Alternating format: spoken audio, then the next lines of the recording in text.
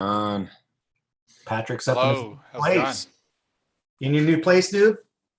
yeah, I mean, I got it like five weeks ago, but yeah, just got a couch, so we're starting to settle in. Patrick with a K and Patrick with a C are all in new places. Just got a moved together. couch, so Yes. He's actually in the other room.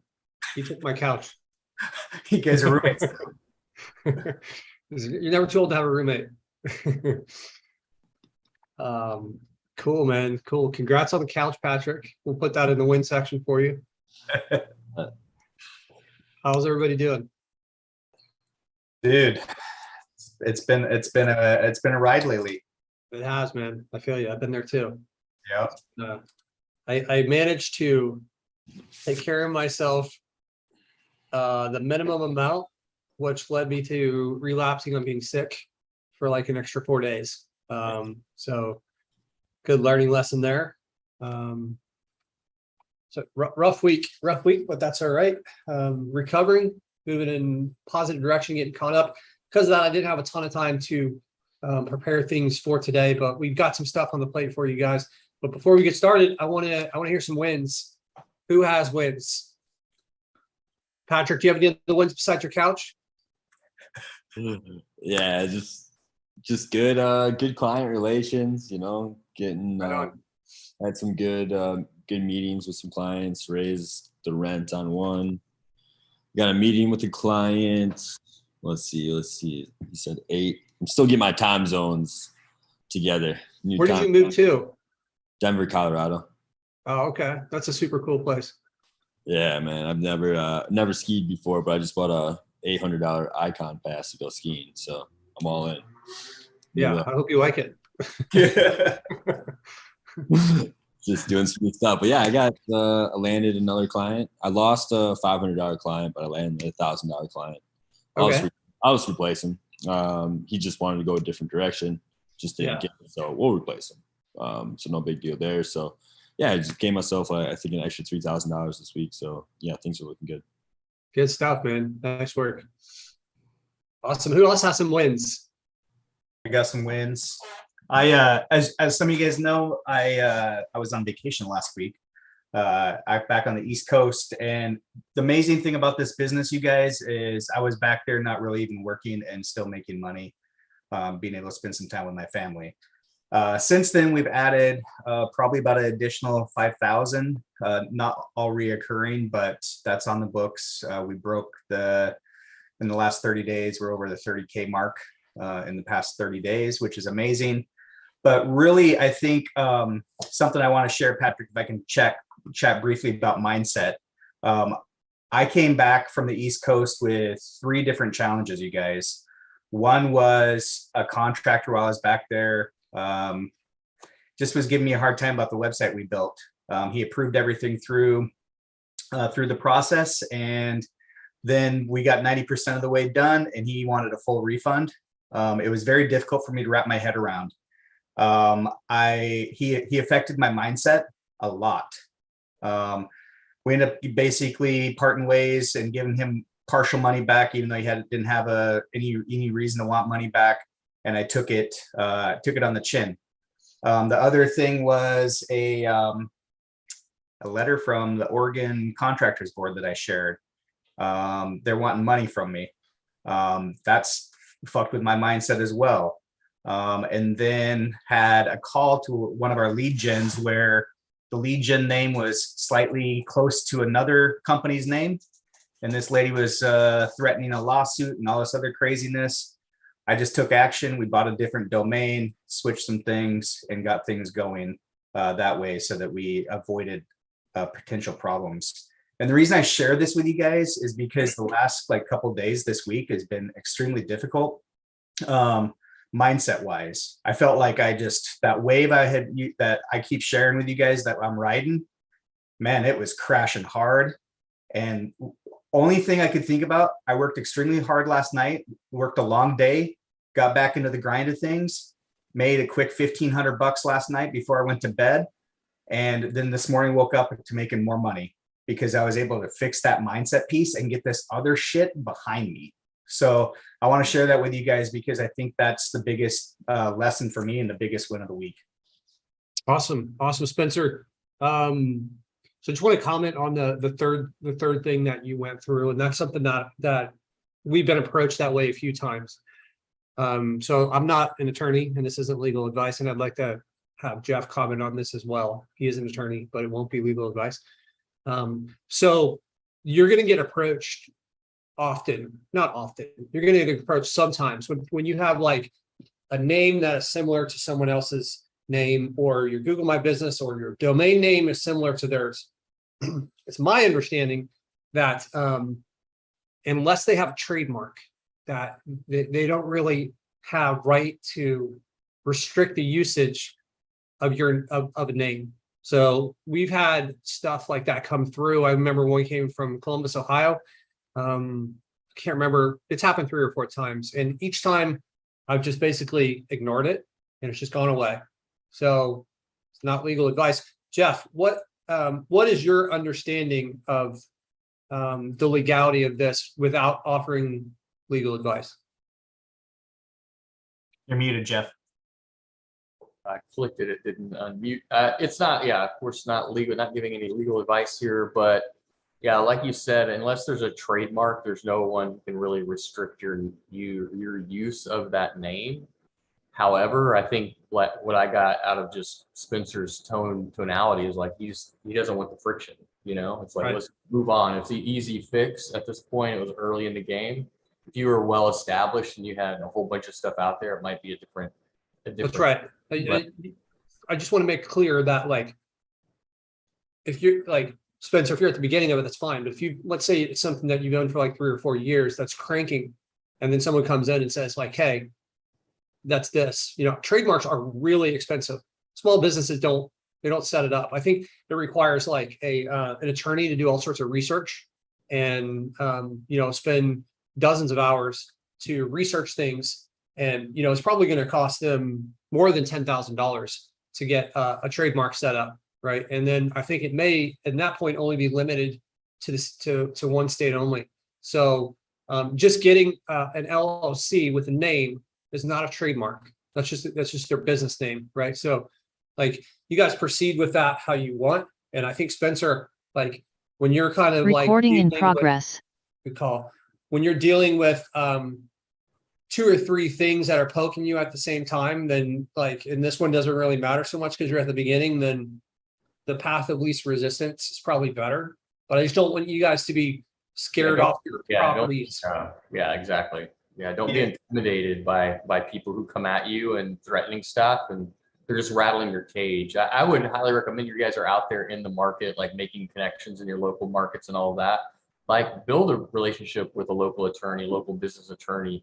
Do something, do a solid for them. Just be like, hey, go in, you know, break down their GMB and shoot them some reviews, whatever the case is, and help them out a little bit and build a relationship with them. And then when something like this comes up, they write a letter on their letterhead, and you know, it's the end of your problem, right?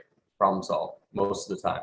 So yeah, I mean, this lady, like, I just didn't want to deal with it. Like Jeff said, it was easier for me. I mean, the business has been around for a year or so, and the lady was claiming that her clients were calling my company, and then when my contractors showed up, it wasn't the right contractors to paint her house. Yeah, I've heard stuff like that too. And then she actually told my call answering service, which James, the owner's on the call tonight, was demanding that we reroute all the phone calls that are coming to our phone number to her. I was like, what? This lady is crazy and cuckoo. And I mean, unfortunately, the gal that had took the call, she had no like answers for any of this. And right. I feel really bad for her because it was about a 15-minute phone call, wasting time. But you know, sometimes it's just easier just to zig and zag and move on so that you can just put the scrap behind you. Yeah, for sure. What's up, James? Looks like you got your hand up, brother. How you doing, man? Good, man. Good. I was just going to comment because I saw Spencer's thing this afternoon, and it reminded me of something I forgot about. I saw about 3 or 4 years in the mortgage industry when one of our clients was running ads targeted at hospital employees. And then the compliance department from the hospital sent out a letter to our client, and our client Spencer has the exact mindset as well. and positive mindset and taking it as a growth opportunity. Our client went to the hospital, presented himself, and then became the in-house lender for all hospital employees from the compliance department. And so I think this might even be an opportunity where, Spencer, you could even introduce yourself, let them know what you do, and it could potentially be an opportunity in disguise in a way. Yeah, unfortunately, I mean, it's the brand name is very similar, and if I was to help this business, it would be competing with my rank and rate in the marketplace. Okay. So, but I totally understand what you're saying, James. Yep. I did have a question, and I guess maybe Patrick or Jeff, and I'm still understanding more your guys' program. And Spencer, I'll talk more about this to you next week. But I had a call with a guy today, and he sells calls and basically to rather large companies, and they sell the calls. And there's different variations of what they sell each call for. And it's very interesting, and I don't know what everyone charges. I'm still learning more about this. I definitely don't want to pretend to be an expert of LeadSnap. I'm still understanding your guys' process. I think you guys have a great software, by the way, comparing it to some other stuff we're looking at. But they were saying things like mold and water restoration calls go for $500 per call that companies will pay for. And I felt I saw the call happening, and I was I wanted to ask you guys if you guys ever sell calls or what your thoughts on that model are. And I thought of Spencer right away, because I was like, shit, dude, we could pump these out to people. And, it's interesting. Home services, this guy did say a lot of them, it can be a one-man band shop. And so those type of people can't afford it. But this guy showed me his back end, and he literally, if they don't answer the call, he charges them $225 for a missed call. If they answer the call and it's over a minute, I think, or 90-second buffer, he charges $500 per call, and it's all trackable. I don't know if anyone's doing that. What are your guys' thoughts on it? First time I've ever heard it in that way. Yeah. So there, I guess we wouldn't limit it to calls. A lot of people in this business model will charge on a per lead basis. And then what is the qualifier for a lead? So you would kind of discuss that with your client. It could be a call is 90 seconds long, but we're still charging for the missed call. So in a way, there's people doing that. It seems like a lot to charge for a mold lead. I haven't worked in that niche. I know that those leads are worth a lot of money because the service that's provided is really expensive. I also know that that particular niche is one of the ones that I think is more scrutinized by Google for getting approval for things. So if you were trying to build something out on that, trying to get a Google My Business verified is more challenging relative to others, but maybe not as much as something like a locksmith or a garage door repair. The calls through our program are all tracked and recorded, so it would be easy. And one of the things we're working towards is creating an integration with Stripe. I don't have it exactly. I don't know where it's on a roadmap. I don't have it on a timeline yet. But what we're basically doing is saying hey, you'll be able to say hey, this is the threshold for approval. And then if it meets this threshold, then we'll automatically charge this amount for this one. Or you could say okay, this one is approved, and it just charges it as you press it. Or you can hey, I'm gonna charge all of these, and it will bill. So we're gonna make a connection with Stripe. So that's kind of our plan. We're using Stripe on our back end, so we've already got a connection throughout our platform. But we're gonna be working towards the automation of being able to bill people based on that criteria. So that's kind of an extension of what you're talking about there. But with our system, we already have all the tracking in place. And part of what I want to share with you guys tonight is something we're about to. I've been testing this. We're about to release it into LeadSnap, and I think it's going to give you guys a lot of clarity. There's been confusion for quite some time on hey, my calls are in this other area, and from my leads, and I think with this new update that we're about to release, it's going to give you guys a lot of clarity on how that stuff ties together. So James, does that answer your question? Yeah, absolutely, man. Like I said, I'm still learning a lot more about that. Appreciate you showing me how you're going to connect Stripe on the back end. I think that's a huge opportunity for a lot of people just to charge more money with the right expectation up front. Yeah, absolutely. I want to take it a step further too. I'd really like to, and this will be even further in the future. I'd really like to have people identify a niche and then see what they're charging and then come up with like, hey, in plumbing, this is the average like cost per lead that we're seeing. So based on what you've charged your client, you're below the average. You should probably like and have the system make suggestions on like maybe you should raise your bill or like, hey, you're above, you're out of whack a little bit. Either one of them sounds like it's like, hey, that's fine. I'm charging more. Your client is gonna that's short-sighted, and your client's gonna come have a conversation with you, and it's gonna have to be adjusted, and it's a good thing to be aware of. So, yeah, so we're really trying to put that stuff into place for you guys. So look for that. Hopefully, sometime in the next like 3 to 6 months. We have a lot of other things to roll out on our roadmap first, though. All right, so who else has some wins? We got any other wins before we move on? I got a quick win I can share. I'll make it short and sweet. What's up, man? How you doing? Doing well. I actually very well now with these wins. Past month or so, I landed 2 new clients. Both signed on as pay per lead, so collected my first money from them this past week, which was awesome. And I have one more sales call scheduled coming up at the end of the week for one that's starting to pop off. So good Awesome, things man. ahead. Nice work. Congrats, Emery. That's super cool to hear. Thank you. Yeah, absolutely. Who else we got? Any other wins before we move on? We got Russell Brown. What's up, brother? Hello, how's it going? Good, man. Good. How are you? Good, thank you. Well, I'd say my first win is I've got signed up to LeadSnap, so that's a great win to start with. Wow, that is a big win. So, other than that, I actually picked up a expired domain today for biggest city in New Zealand and in the roofing industry. Auckland Roofer, which I thought was a good one. So yeah, I'm just getting underway, but that's a couple of wins for me. Awesome. Yeah, I'm planning on putting in some when we release our training, and a big part of my push for June is to get our training in place. That's kind of like one of my goals for us.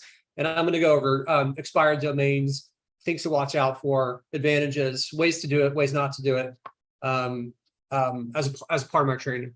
So congrats on that stuff, Russell, man. That's super cool. Cool. Thank you. All right.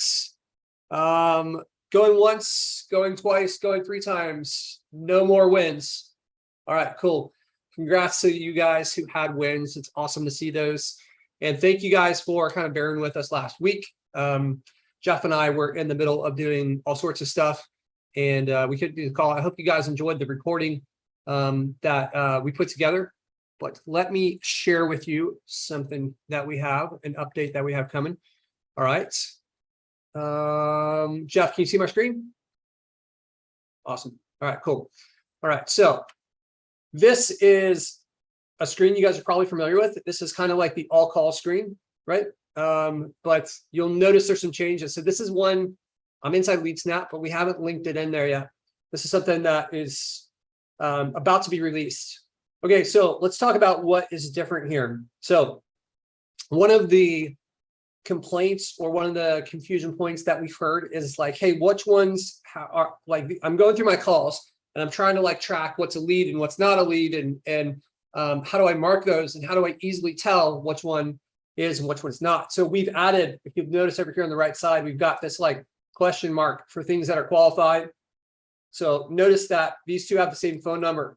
So as soon as I mark this one as qualified, it marked all of them as qualified, right? Because you can only mark it as a lead one time for one company. So it's very easy to see that this one has been marked as qualified. If we scroll up here, we'll notice we now have these tabs. So previously you guys have been working with the all leads, which is ultimately what's always qualified leads.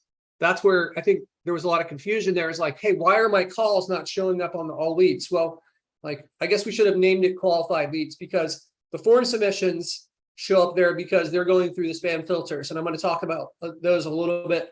But the phone calls, we weren't sure whether they were qualified or not. So we left them here.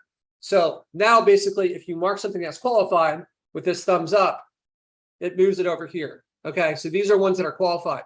So this qualified list will be the combination of your phone calls and your forms. Phone calls that have the thumbs up, and then forms that have been qualified because they've gone through the spam filters. right? So if it is not a lead, let's say I go through, we'll do this one, and this one is unqualified. So I'll give that one the thumbs down, right? So I can easily tell which ones I've dealt with and which ones I haven't. And then these ones are question marks. So like the question mark is here, like, hey, I haven't addressed that one yet. So all of these will kind of be moved over. So by default, you'll have the phone calls and the forms. The forms one is a new one. And what we're going to be adding is we're going to be adding in the near future is like a little plus sign where you can add in as many of these tabs as you want. And then you can basically go through here and add whatever filters you want into this to, you know, save a view. Does that make sense? You guys like this? I feel like this, from what we see in the questions that we see, I'm hoping that this gives you guys some clarity on, you know, what's a lead and what's not a lead. And your clients, when they log in, like some of them were like, hey, why are my calls not showing up in the leads area? So the calls are here. So all the calls will be here and only the ones marked as qualified will be in this section. So that way you guys can easily kind of assess the lead quality for each one. So hopefully throw in the chat if this is like, I just love to hear some feedback on this from you guys. If this seems like something that's going to be useful, or if you guys like, hey, this isn't whatever. All right. And I can't even see the chat. Okay. All right, cool. So, all right. Any questions on that before we move on? Nope. All right. Okay, guys, I'm going to talk about the spam filters because just like having some phone calls and or some Zoom calls with people and talking to people, seems like not everyone really, I don't know if you guys aren't aware that they exist or you don't know how to set them up, but I want to walk you through these spam filters. So if you guys are using WordPress or you're using one of our embedded forms, then the spam filters work for those. Okay, so the way that it works is if you go into CRM and then you expand leads and then spam, you will come to the screen here, right? So this is what this is these are leads that are less than 30 days old that are marked as spam. After 30 days, they'll get deleted. Okay, so the spam filters are very effective, but they require some time to kind of like get them up and running. In our agency, we have several hundred websites, and these block more than 1,000 messages per day. So previously, someone had to make a decision 1,000 times a day to delete a message that these handle for you. It's been a couple years since we've seen a real lead in our spam filter. We get some every day that escape our spam filters into the into our real leads, which are the qualified leads area now. But we went through and we did the math, and I think maybe some of you guys have heard this before. It's blocking, for us, it's blocking greater than 99.8% of form submission spam. So tremendous amount of spam being blocked, which makes everything better, such as our automations, our lead counts, this information, but you've got to kind of get them dialed in a little bit. So this turns it on or off right here. This will shut it completely off. I would leave it on. This is going to look for URLs. So for instance, if somebody fills out a form submission and they put a URL, which are like how most robots that are submitting this stuff, that's what they do. They want you to go to their website. So they're including that. So we can look for that. No one's going to usually come to your Legion site and include, like, for a real lead, no one's going to come and say like, hey, I need my toilet fixed. Also check out my website. That's not a real lead, right? So look, if we check this, it will look for that URL. It doesn't catch 100% because URLs can be structured so many different ways. Sometimes one can sneak by, but for the most part, it's going to catch those. In the United States and Canada, we don't include a plus sign with a phone number. These are going to look at the phone number field in your form, and numbers don't start with 0. So if you check these two boxes and they do either one of those things in the phone number field, it will block those. Okay. These, I'm going to skip this one for a second. These two here are about emails. So the email field, this will block out an entire domain. So like if Jeff@spammer.com or Spencer@spammer.com try to fill out this and spammer.com is in here, doesn't matter what the beginning of it is, the domain is here, they will be blocked. You wouldn't want to do that with Gmail though, because that's going to block real leads. So this is where you'd put individual email addresses. And then down here, you'll filter by country. So this one if you're using the WordPress plugin that we have, or if you're using the embedded form, then we can pull the IP address of the person submitting the form and we can determine their location. So basically, let's say you're in the United States, then you may want to block the entire world except for the United States. Perhaps you want to let the Canadians in there too. They don't really spam much, but you get the point. No matter where you are, you can select the countries that you want to allow it from. And this one by itself will block like 99% of spam, right? Because most of the stuff is coming only from a few countries, or maybe a dozen countries, right? So if you eliminate those from being able to submit, then it will take a tremendous load off of the forms that are coming in that you're probably deleting. So I skipped this one here. So keyword spotting. So the way this works is this will look for a word or a phrase. Okay, so if someone puts Bitcoin in the message field of the form submission, then it will block that message.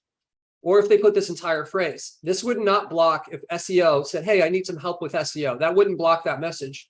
It would only block it if it says SEO for your website, which if you guys have been around a little bit, then like your legions probably get a message like this once a week where it's like, hey, I can help you out with SEO for your websites or for your website. So if you put that phrase in there from then on, all that stuff will get marked as spam. So if you were to put all this stuff in a blender and combine it, then that's where you're going to really get those high numbers. And you need to build up this list right here, right? This list of keywords. So when leads come in, they're coming in to coming into this all leads area here, right? Hold on one second. Zoom things in the way. Does this make sense? Anybody have any questions? We're good. All right, cool. All right. So when leads come in, question. I was trying to unmute Patrick. I have a question that came up. And can we export our spam list from the agency, and maybe we might have to review it to see what's in there, but provide it as a download when people just so they can have a head start? Because Jordan, can you take a note of that, and let's we can absolutely, that'd be pretty easy for us too. We can just add that in there and allow people to like import it in, say like import. Yeah, no problem. How often should we be checking the spam area? I just found 2 leads from today in there. At the beginning, I would check it all the time. And then at some point, you're going to get it to a spot where you trust it, you know, and then you're like, you need, so whenever a spam comes in, Spencer, what you need to do is if you go over and let's do this real quick. So if I go over here and I look at this one and I click on view, I can come down here and I can see the spam reason, right? So this one is because it was from India, right? So this is from India, so it got marked as spam, and the spam reason is the IP address, right? So when you go there and you find a real one, look at that reason and understand why that one got in there, and then adjust the rules to make sure that the future ones don't get marked as spam. Does that make sense?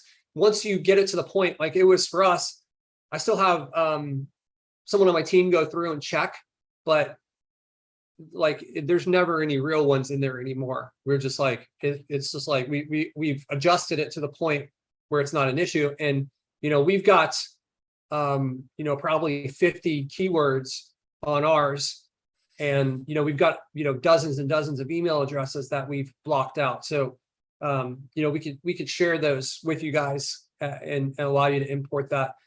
Also, like when a lead comes in, this is the lead detail page, and this looks just like if I were to come to this like all leads area here and click on this view button, it's the same page, right? And you'll notice there's this thing up here that says add a spam keyword. So as a spam message comes in, you can come up here and click on this and add the phrase, and that will add it to that list. So that way, when you're on the page, you can quickly add these spam things in there. I'm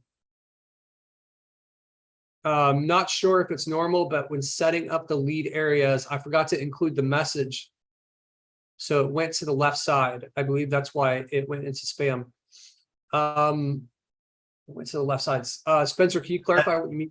Does that make sense? So I know when we're looking at the lead detail screen right here, I know when you and I have chatted in the past, we want pretty much when we're filling out, what is it called when you're making sure that the name's matching with the name, the email, The mapping. the mapping of it. I forgot to map the message piece. And so it wasn't mapped correctly. That was the only thing that wasn't correct. And I believe that's the reason why the 2 leads went to spam. Did you look at the spam reason? I didn't, because I didn't know about that. And I'd already had basic. Okay. I I don't know if that's the reason. If it is like, so our system, like if you name your field message, it's usually going to automatically map. It's only so basically what he's saying, guys, is like when a lead comes in, these are the fields that you've created inside LeadSnap over here on the left side. And if it can't find it, it will put all the fields and everything on the right side here. There's none here because everything's mapped. But if there wasn't something mapped, then it would show up on the right side. So an example would be like phone would be above this where it says IP address. It would be up here because it didn't know where to put it. So when you map it, then they end up on the left side. And the spam filters are evaluating this stuff right here when it comes in, right? They're not looking at this overflow area because we like don't know how to evaluate that. We don't know what it is exactly. So if the things aren't mapped correctly, then you can click here and you can go through and you can match these fields with their counterparts from your website, right? I don't know why this is taking a second to load. Come on, dude, you're on camera. All right, so I'm not quite sure why that's taking a second to load for me right now, but on the left side, when this thing does load, if there's not some issue, let me just try it again. Maybe it's not because I'm in the spam area. That was not a form, but basically it gives you the option to select the field from your website and the field within LeadSnap, and then you match those up, and then that's how it knows. But a lot of it will use some kind of like AI to understand where to put things on its own. Okay, cool. Any other questions about that?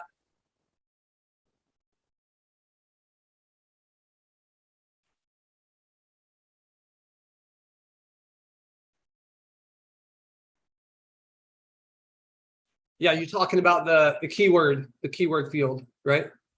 Okay. Yeah, so by default, for the message field, it should be enabled, but let's go in and so this area website forms is where you can create you can create the list of fields that you want to be associated with the company. Okay, even if you're not using like the form on your website because whatever reason you're using the WordPress thing, right? So you don't have to like use this as a form on your site, but it still controls the list of fields that are going to be associated with your site. So if I go in here and you get this general leads one by default.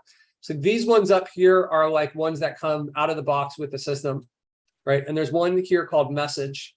And if I click edit on this, you can see that there's this thing here that says check for spam. Right now it's unchecked. So this is a demo account, but you want that checked. This will check it for spam.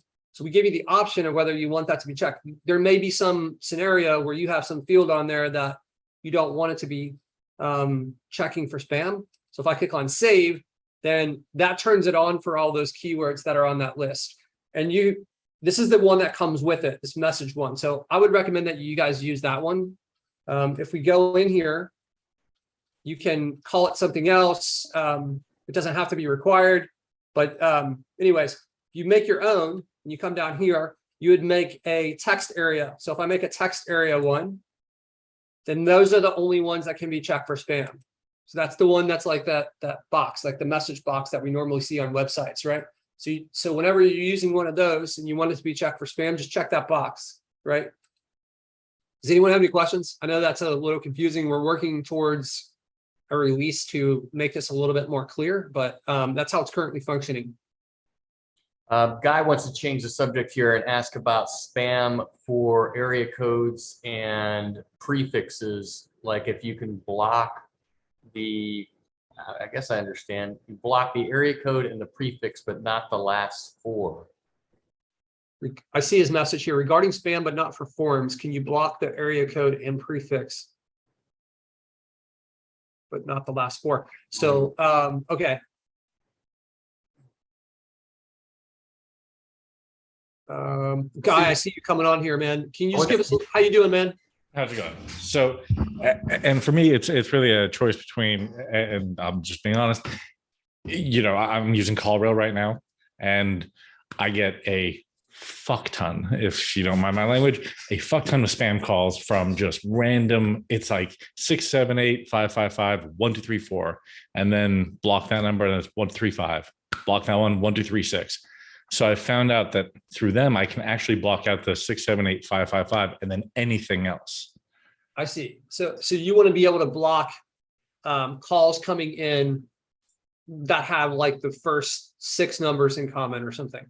Yeah. Got it. Currently, we can't do that. Something that would be pretty easy for us to create.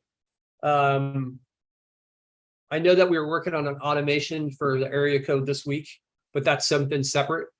Jordan, take a note of that. Let's brainstorm on how we can do that. I don't want to, like, if you guys, like, anyone that chooses CallRail, I don't want them to choose CallRail because it's better, has some function that they can do that we can't. So for that reason alone, I want to build that feature in there. I don't want to give up any ground to them.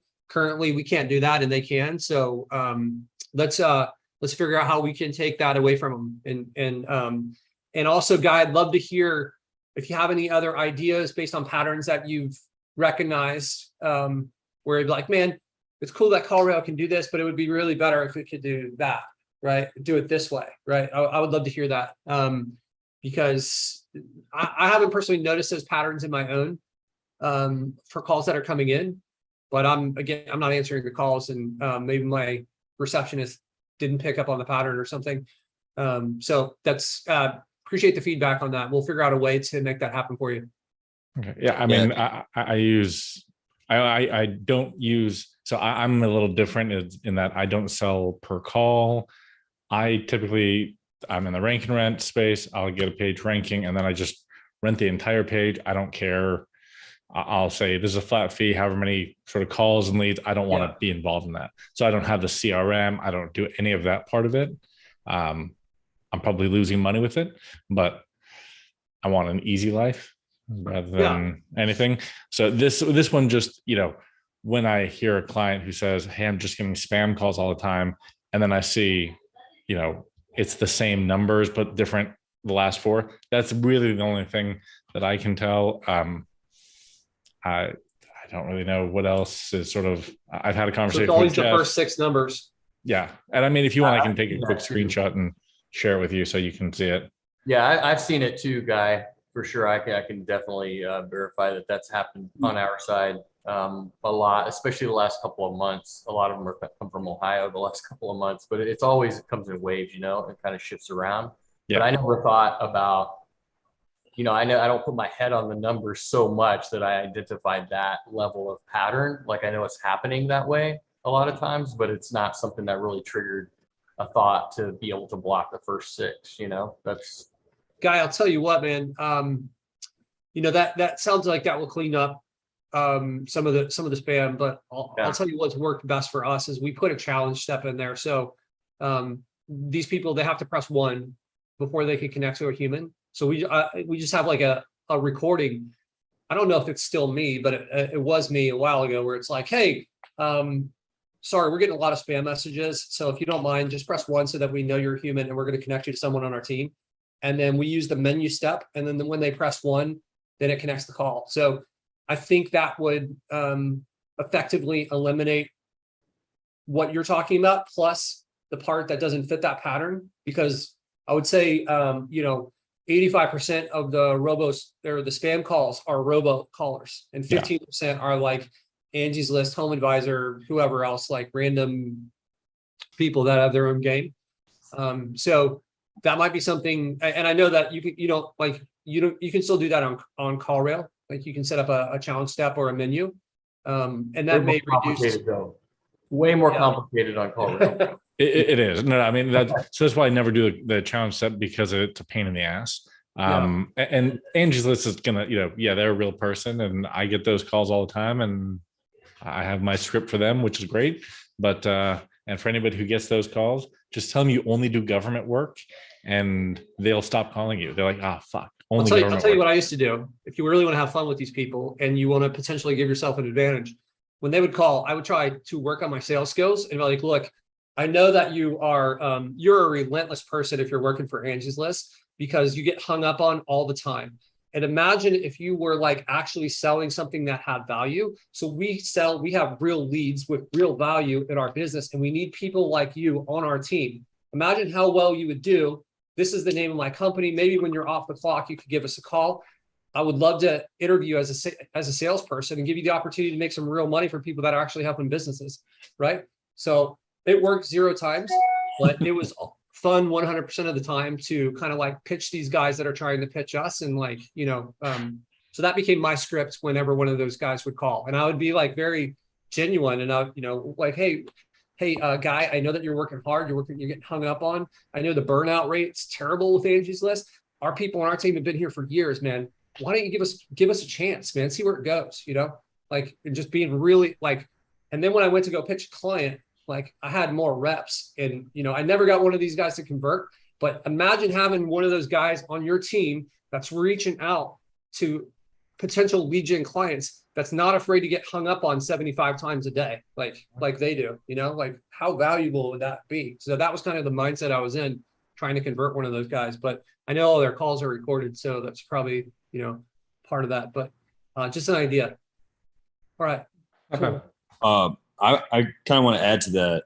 Can you guys hear me right now? Yeah. Yep. What's up, man? It's not lighting up. No, because I have the same issue. My painting sites, for whatever reason, those ones just get like 5 spam calls a day. And I'm getting real calls in there, but it's hard to pick the phone up when there's so many spam calls. I did the whole challenge thing, but I'm in CallRail right now and I'm trying to figure out the solution with lead generator, LeadSnap. I got to a point where I'm not getting the spam calls, they're not going through, but I get all the emails. So like every call is abandoned. There's so many abandoned calls. I'm getting all the emails, and that's really annoying. So I'm wondering if I can solve that problem with LeadSnap, where I don't get the emails if they don't go through that challenge part. Because on CallRail, they just send out every email. I don't know why they can't make that simple. It seems so simple to me for $1 billion company. I told them, they're like, oh, it's a good suggestion. This is so, I don't get it. Yeah, I'm gonna. So the second part of what I wanted to present today was the automations, because I know that we've had quite a bit of confusion around the automations, and what you're asking, the automation can handle, I think. So basically, what you're saying is you want the email to go out only if like something's true. Yeah, I mean, I want the email to go out for missed calls, and then the calls they have, because it's good for the client to see that. There always, I get a lot of feedback. Oh, right. I love these calls come in, but it's like all or nothing. Right. With CallRail right now, but I should be, because I got a lot of stuff going on. I don't want to just completely integrate everything over right now. I'm not at that stage, and I think I can still do it through your system instead of giving the CallRail notifications. This should be able to do the LeadSnap lead generated. Yeah, absolutely, man. So you can see my screen, right, Patrick? Yeah. Okay, so this is our automations area. You're probably familiar with it somewhat. So if you go into CRM and then automations, the way it works is there's several different pieces here, right? So one of the pieces is a trigger. So automations don't have to start with a trigger, but for them to happen like without you can add something manually to an automation is basically what I'm saying, or you could have it be a trigger that starts it. So let's say I had one for a phone call, or I say, hey, I want this thing to fire when there's a new phone call, but I'm going to use a filter. A filter, like, these are the exceptions or the conditions that I want to continue on with this automation. So in your case, I could say, hey, I want to only continue on if it's for this company, right? And I could add in more of these. So perhaps I want to only continue on if the call is greater than or equal to 30 seconds, right? So that could be part of it.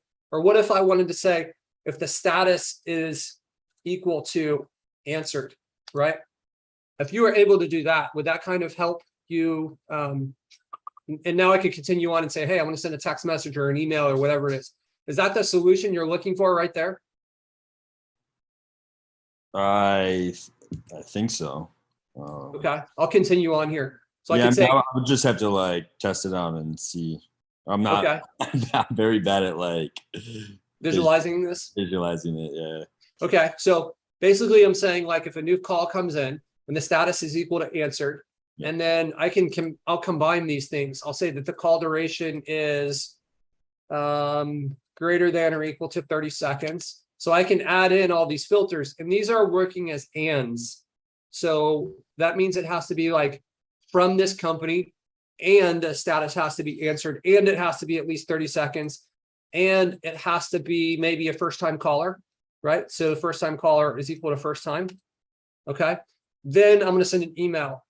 And who am I going to send this email to? Yeah, so you guys are doing the challenge part, right? Like you could do that. This is more about the distribution of the notification. Yeah. So how would you set the notification? I just want it like if they get past, because if they get past that challenge, it means it's a human, right? Right. That's where I want the notification to be, not. Yeah, I've actually been considering adding in like some of the automation pieces directly into our call flow system to allow for that, because we've already got this built and we've got that built, and it's just like taking some of these pieces, because right now I think it's more complicated where it's like, okay, let me set up my call flow. Now let me go over to this other part of the application and set up an automation that's dependent on this. That's like almost like the same event, right? A call coming in. So I've been kind of like toying with that. Right now I don't have it. Where like the challenge step, like if they press 1, I'll have to think about that. Jordan, if you can add that to the notes too, about how we can potentially trigger that. Yeah, I think we could easily add in like the email texting part into the call flow system and say like, hey, when this call is completed, maybe like send email, right, as a part of the call flow. I think that might simplify things. Okay, cool. So maybe this is only a partial solution for you right now, Patrick, where it's like you wouldn't be 100% sure that they pass a challenge step, but if the status is answered, I think that if they don't press 1, then the status won't be answered. Like the call doesn't even really register if they don't press 1. It's like, right. So maybe that would clean it up. I would need to kind of like test that specific scenario to see how exactly that would function, and I can do that for you to check it to see if things are already in place. Yeah. Okay. Cool. Any other questions around that, Patrick? No, that's it. Okay. I don't know if you heard, but we're running this special. If you get a new couch and you move over from Colorado, your first month's free. So just a heads up. All right, cool. So let's jump back into how these work. So we've got the triggers, and there's a lot of triggers in here, guys, right? And then based on the triggers that you choose, the conditions that are here will be different. So since we have a phone call as a trigger, you can kind of see that we have these status, like the phone call status and the duration and the first time caller stuff. That's because this is the trigger, right? But if I go over here and I change this, let me get rid of these. And I change this to like a form submission, and this can be really useful for you guys. So form submission is something that we're all probably going to deal with, right? So when a form submission comes in, when I add a filter, now look at all these different options, because now it's pulling all the fields. Some of these fields are the ones that we saw earlier, the ones that come with the system, but you have the ability to create your own. And then any of those can be used as a part of the trigger, which makes this really flexible, right? So one of the ones that may be useful for you guys, let's say zip code. So let's say I have 2 clients. One client is serving like the north part of town and another client serving the south part of town. And I want like, hey, when they fill out a form and it's from one of these zip codes, I want it to go to this person. And when it's from these other zip codes, I want it to go to this other person. So you can easily do that here. I could say when it's from this zip code, and then I could change this to contains. And notice this line right here that says separate by commas, right? So if I said like 89110 or 89140, 90210, and I put all these ones in here, then I could go down here and this email could be sent out to the client that's associated with these like northern zip codes, right? So this is the next step. So we've talked about the triggers. We've got all sorts of different triggers up here. We've got filters that are dependent on the trigger. And then you've got actions, right? So we have these different actions. We've looked at email and SMS a little bit. You can wait. So the time that maybe that's useful is, let's say you want to have like an automated follow-up. We'll stick with the form submission. Let's get rid of this. And let's say that this company is equal to this bear removal company, right? So when this comes in, I want to send a text message to the person that sent this. So I could say, hey, I'm going to wait until some time passes. I'll wait until like maybe 3 minutes pass. And then I'm going to send a text message. So I'll come here and I'll select SMS. Now I'm going to send a text message and I'm going to send it to the contact. So the contact is the person that fills out the form. Sometimes we call this person the lead, right? So this is the person that fills out the form. So I want to send them a text message. The reason I'm waiting 3 minutes is I want it to look organic. I don't want like form submission comes in and then instantly they get a text message and they're like, wow, like this was obviously a robot that sent this and it's not like real. But we can make it look real. So we've got the contact's phone number. So it's automatically going to pull the contact's phone number from the form submission. If they don't put it there, they leave it blank or you don't have that as a field, this isn't going to work. It's going to fail. Okay. So this first tab here represents the contact and all their information. So some of this stuff may not be on your form, so you can't use this, right? If you don't have city on their form and you try to like use it, then it's going to be blank. Okay. So you could say something like this. Hi, this is, and this tab here is the company and the client information. Okay. So I could, if I've set up my company and I've set up and associated a client with that company, and I come in here and I drag this client name, it's going to substitute that little short code is a variable for the client. So it's going to substitute their name in real time, right? This is client name with, and then I could pull in the company name, right? So if this is Bob's Bear Removal, this is going to say, hi, this is Bob with Bob's Bear Removal. I saw that you filled out a form on my website. What can I do to help you? So it's going to open up that conversation, right, with this client, with the person that filled out the form. So it's something to pay attention to. This is going to happen 3 minutes afterwards. This box down here is going to prevent, like, so let's say this guy fills something out at 2 in the morning.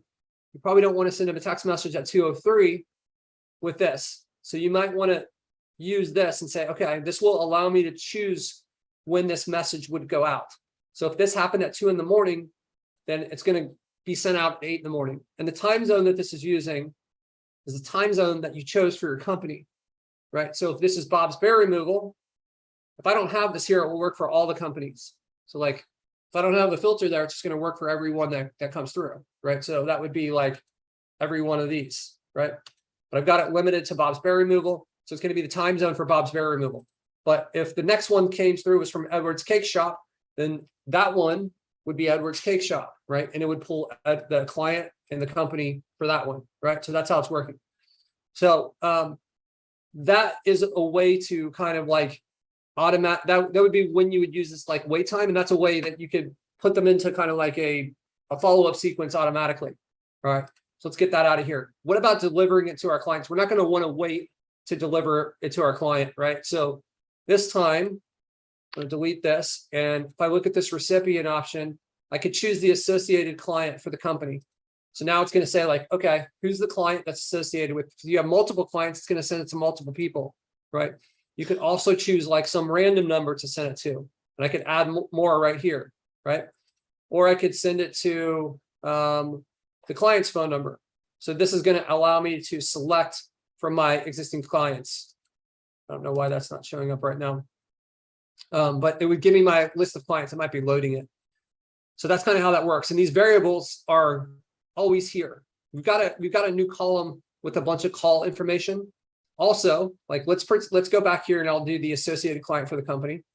And let's say I want to deliver the lead that came through from Bob's Spare Removal. So I could say, if I want this to work for all my companies, I could just say, hi, client name. Maybe because this time is a little bit more casual, since it's just a communication between me and my client. Hi, so maybe Bob, a new lead just came in from your site. Here is their information. All right, so this time I'm going to pull over. So this is all the contact information. So I'm going to pay attention to what's on my form. So I'll probably have the full name on there, and I'm going to have their phone number. I'm going to have their email. So I can just drag these over here. Wherever my cursor is, that's where it's going to go. And so this is a form submission right now, right? So I would say maybe a new form. And you can do the same thing for phone calls, right? Like notice there's a call recording link here. If this were a call, I could put that in there, and that would be sending them a copy of that recording right there, where they can click on that link and then they can play that, right? So we can keep hammering them with evidence of what we're sending to them, right? Through this, like every time a call comes in, I could wait a few minutes if I want. Maybe I want to wait like 2 minutes and be like, hey, that last phone call that came in, that was from us. Just wanted to give you a heads up. Here's the information if you need to recall it later, right? So you've got that record there. And again, if you're sending, you want to make sure if it's a text message, you probably want to pay attention to this like window here. This button right here has some other like kind of hidden goodies. So if you click on this link options, I click this include link. If your client has access to the system, then I can give them a link right to the lead detail page. So this page right here, that's the lead detail page, right? So, oops.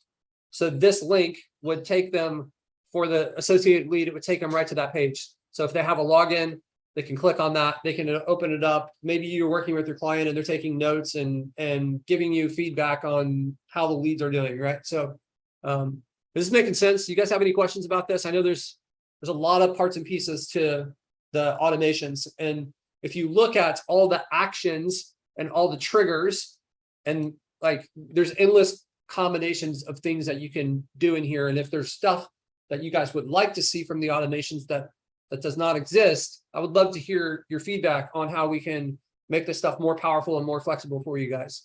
Any questions on this?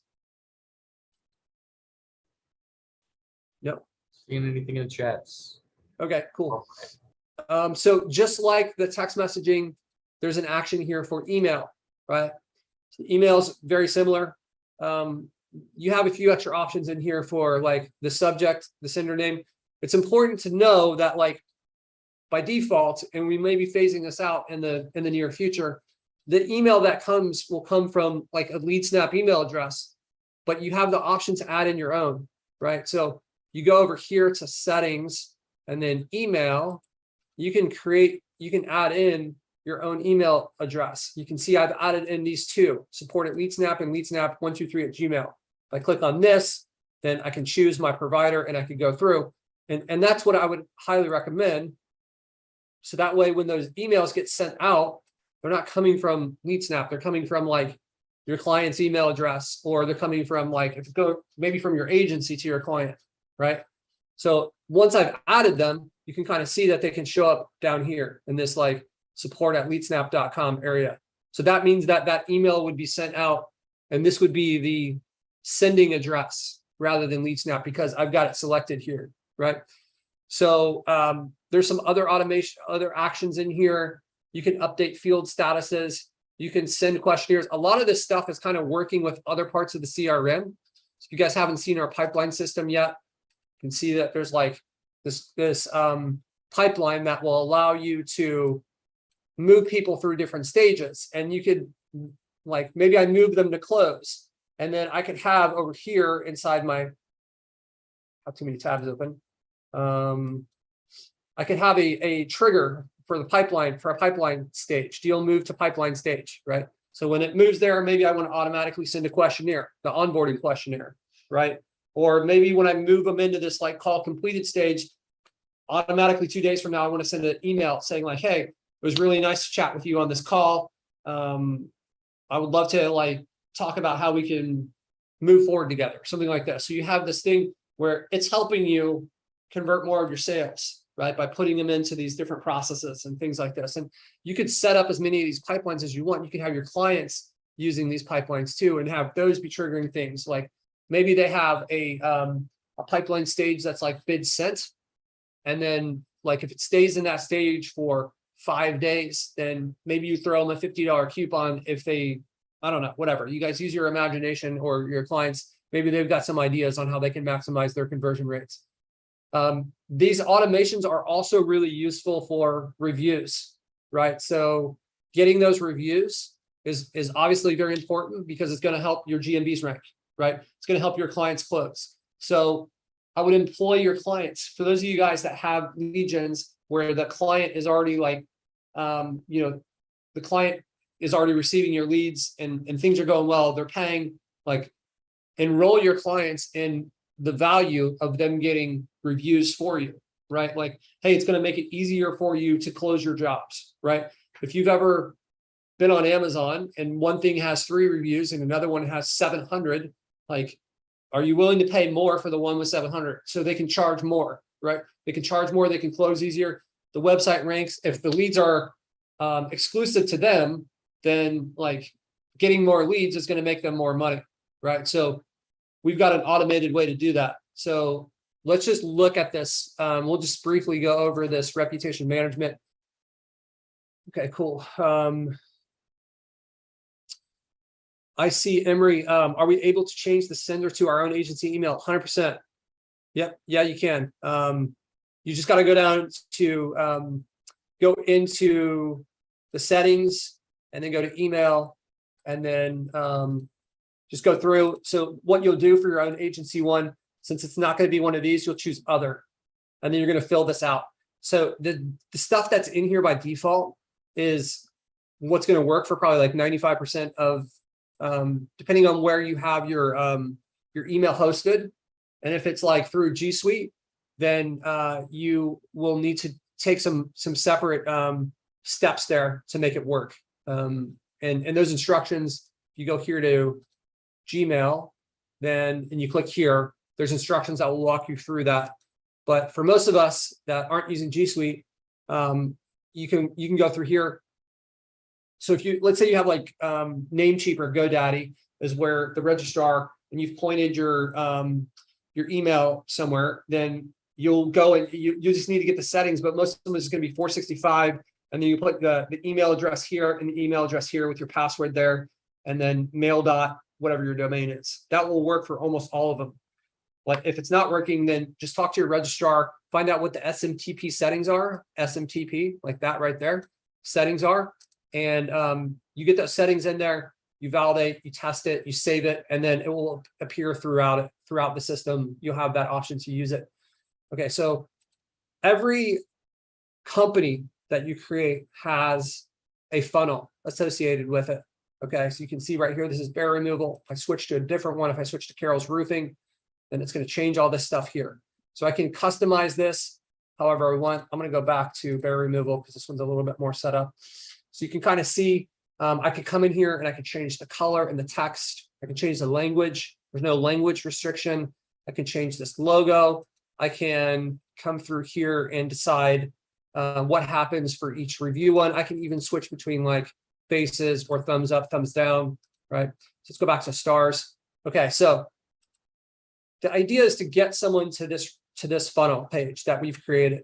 Okay, so based on the settings I have here, if I click on 5 stars and then I click here, it's going to redirect to Google. And if I were to click on 1 star, it would show me this feedback form. You don't have to do this. You could have it all go to review. It's up to you. It's your decision on that. So this could get routed to your client to give your client a heads up. But the point is to try to get people to this funnel. Okay, so how does this factor in with our automations? So let's go back now and let's look at that automation, that elusive tab. There it is. Okay. All right. So if I were to choose a new automation, you'll notice that we have these templates in here, and one of them is review request. So this is just a starting spot. You can always get here from starting with a blank one. And notice that there's this step in here that says end if review submitted. So if I were to look at these steps, you'll see that one of them says end if review submitted, right? So basically it's going to continue on with the sequence until a review is submitted. The way that it determines that is if you go here and you click on this 5-star, oops, I'm sorry, that is, if you go here and you click on this right here, then that is going to, that's kind of like the last exit on the highway. And when they do that, we're saying, hey, we think they've left a review. So we're going to pull them out of the sequence.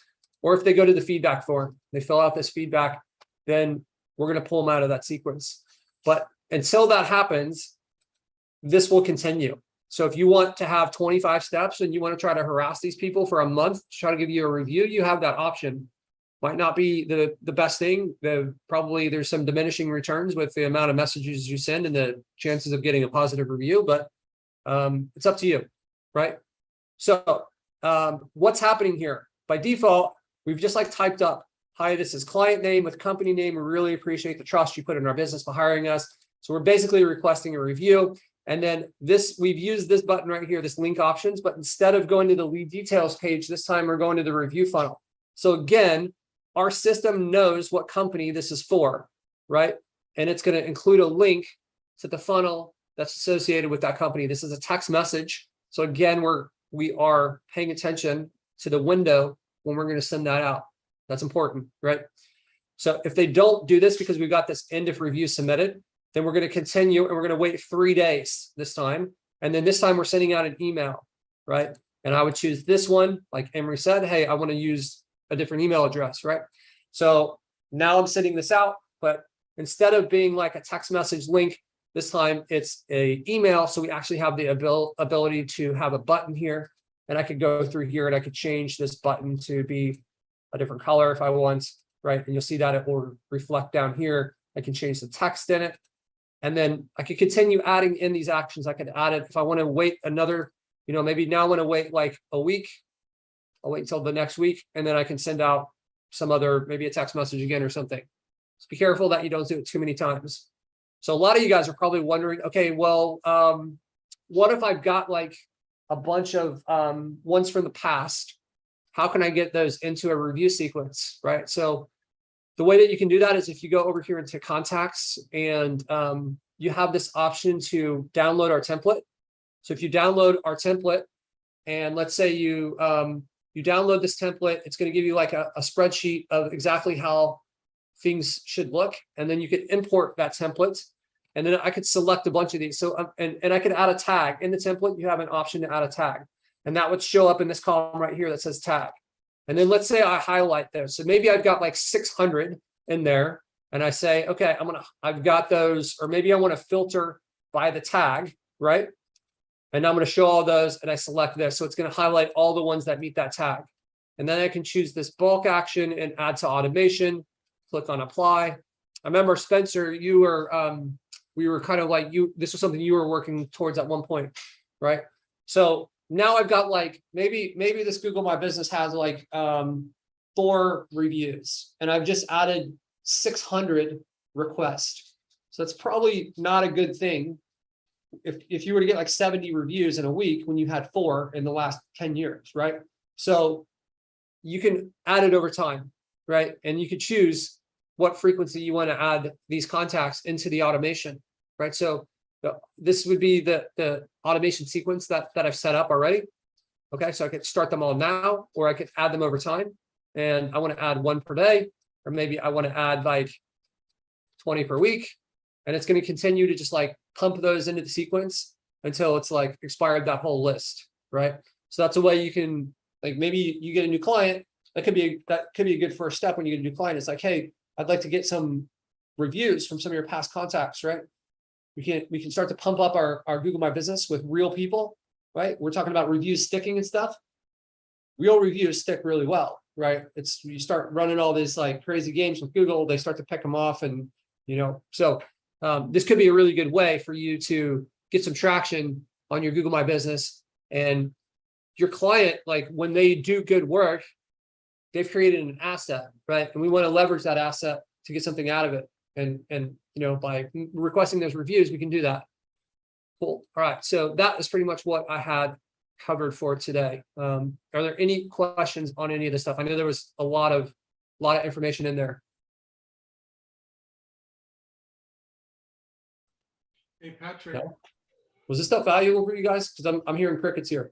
Hey, Patrick, as far as when you give the client access, like their own username, password, can you kind of go through that? Can we give them this stuff, or is it just phone calls or forums and Right. stuff like that? And then the white label is still not up, right? So it'll say LeadSnap. That's right. Yeah. Okay. I actually spent a lot of time today going through and testing that. I haven't found any issues with it, so I just need to poke it some more. But it's possible we release that really soon here. I've already created all the support documentation and everything for it as well. So look for that very soon. We'll have a lot more time to focus. We've had a lot of stuff going on in my personal life, and I need to test this stuff before it goes out. But it's your first question though, users. So when I go to create a new user, I click on this down here. I go to settings and then new user, and I have this option here for a You're not sharing, Patrick. Oh shoot, I'm sorry. Thanks, Alfredo. Okay, cool. Let me start over. All right, so settings on the left side. If I go to settings and then users, and then I click on add new user, it will take me to this screen. So this is where I'll put in the user's information. So this could be a client. This could be somebody in my agency. Could be, whoever. Could be a manager on my team. So I can give them varying levels of access. So we start you guys out with a few different user roles, these top 3. These other ones are all ones that we've created internally that are not going to be in your accounts, and you can make as many user roles as you want. So when I'm going to create a user, I can assign a role that I've created. The area that you create a role is right here where it says user roles. If I click on this, you can kind of see these same ones that I've created here, right? So if I go over here and click new role, and I'll call this one Alfredo's role, right? And you'll see it will appear on this list. And then if I click here, this is where I can go and I can set the permissions that are associated with this role. And I'll point something out. So notice that it says like CRM here, and it says CRM here, reputation management. And then we broke this one, heat map, into this like separate one. There's due diligence, GMB management, Google Ads, Google Analytics. So all the things that are over here on this left side are kind of represented. If I expand this, you can see all these. So I can't turn on and off any of this stuff because this isn't on yet. But watch, when I turn this on, notice this whole area expands. And now I've got all these permissions that are inside of the CRM, right? So there's the one for automations, right? Automations. Here's some for leads, right?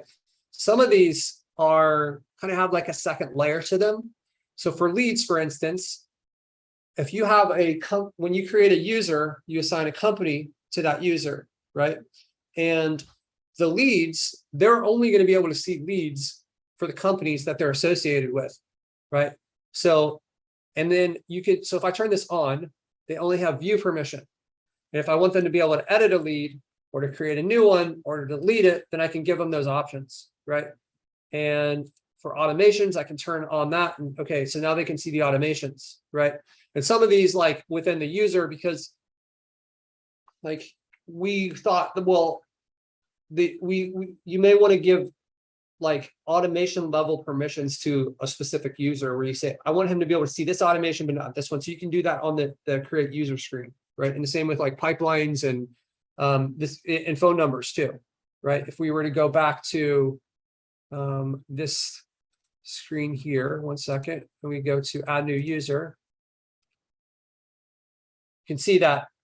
So if they're an admin, they get access to everything. So those boxes are turned off, but like phone numbers, okay, there's no company. So if I choose this bear removal, and then I go to the phone numbers, these are the phone numbers that are associated with the bear removal company. So I could turn on and off like on a phone number level for this user, like what phone numbers they'll be able to see phone calls and text messages from. So you have a ton of control on what they can actually see. So the user roles, you can get really granular. You could say, okay, these are for all calls. I will let them see the calls. I got to turn this on, right? I don't want them to see the spam. They don't need to see website forms, pipelines. Maybe I want them to see contacts. So contacts will work just like leads. They're only going to be able to see the contacts for the companies that they're associated with. Maybe you want to give them the option to import. Like if your client's logging in here and you want him to import a list, then you can turn that on and off. And what I would recommend that you do is that you can create a user and then test that user, play with it, log in as that user, and then see what things look like. Make sure everything's cool, and then you can kind of assign it to your client. So one important thing to know, a trick, if you try to create an email, if you try to create a user with an email that's already in our account, it's not going to let you. It's going to say that user already exists. You can't create that user, right? But if, let's say it's like patrick@gmail.com. So I don't know if you guys know this trick. This is really nice. So let's pretend that's my email address. And I create my first LeadSnap account with that. So now I want another one, but what do I have to go make another Gmail account, or I got to like use all these different, there's a trick you can do with Gmail. If I put this like plus sign here, and then maybe I want to do like client test, right? Client test. So if I do this and I put this plus here, then this email, this will work with my original patrick@gmail.com, right? I can put in whatever I want after this plus sign, and Google will figure it out. And so I can have client test 2 or whatever. Does that make sense? So I can make like with one Gmail account, I can have as many test accounts as I want. I can make it +6, whatever I want. I can just put a plus sign and then put the word, and it will work with my original email account. So any emails that are sent to this will go to the like patrick@gmail.com.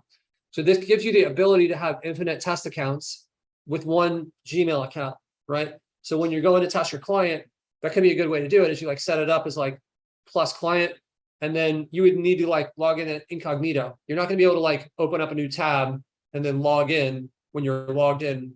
But the way I do it when I'm testing this is I'll have like my login for this user role where I'm like, okay. And then I'll just open up an incognito window and I'll log back in, but I'll log in as the test one. I'll make my changes. Then I click refresh and I can see the changes in real time, right? Does that make sense? So that's kind of like a good way to test this.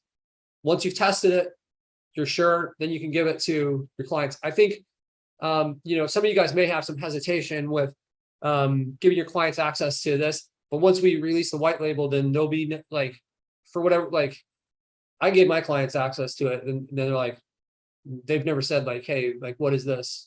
I'm just like, that's the system we use, and that's the end of it. But I know some of you guys want like, hey, I want it to be like, stay under one roof. And so once we release the white label, there'll be no association to LeadSnap, right? You can completely brand everything to yourself, and we've removed everything that says LeadSnap on it, right? So it's all customizable. So it's kind of how that works. All right. Give me 1 second here, and I will give you guys a quick preview of. Spencer had a quick question while you're bringing that up. If you were going to offer LeadSnap as a CRM, what do you think a fair price would be? I guess more than we charge you guys. Right. Fair price is the one on the pricing page, but. Yeah, I don't know, man. I think like a lot of business owners wouldn't flinch at paying like a couple $100 a month. I know like for reputation management, like if you guys look at something like Bird Eye, they charge, I think, $300 a month per location for reputation management. That's like one piece of the system. Yeah. So like you can kind of feel it out. I would think a couple $100 a month, like for them to have access to like a CRM system. Some of them may have something in place already. And we're working on a really cool partnership as well with that is not going to be, it's going to be a value add for your clients. It's not going to really be so beneficial for agency owners other than the fact that it will be a value. But Jeff and I did a call with this guy who runs this really cool route optimization software. And we haven't inked anything yet. We're just kind of working through the partnership. If we can get through it, it could be a serious value add for your clients to have this kind of like built in for them.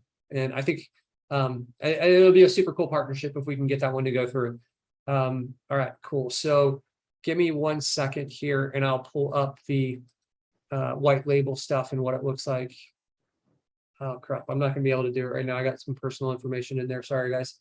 But we're gonna have that out very soon. We're gonna release it in beta. So beta being that, okay, we're not 100% sure everything's bulletproof, but try it and be patient with us. And there's no charge for the white label during the beta. Just like play with it, see if it works, see if we discover any issues. The white label is a very complicated piece to take something that is, you know, kind of structured and set up for us, but to be able to have it be completely branded to you guys and hosted on some other domain.